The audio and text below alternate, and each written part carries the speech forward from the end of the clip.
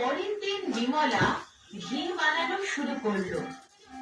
যত পরিমাণে ঘি তৈরি হলো ওর পাত্র ভর্তি হতে থাকলো। ওর পাত্রের বেশিরভাগটাই ভর্তি হয়ে গিয়েছিল, আর বিমলার কাছে যত দুধ ছিল এরই মধ্যে শেষ হয়ে গেল।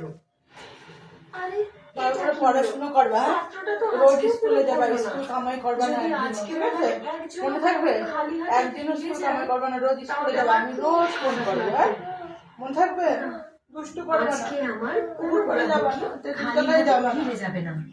বিমলা ঘরের ভেতর থেকে একটা বনস্পতির তেলের পাত্র নিয়ে এলো আর ও ঘিতে তেল মিশিয়ে দিল। এবার কেউ আর খালি হাতে ফিরে যাবে না। ঘি লাগবে, ঘি ঘি চাই গো, খুব ভালো গাওয়া ঘি আছে গো।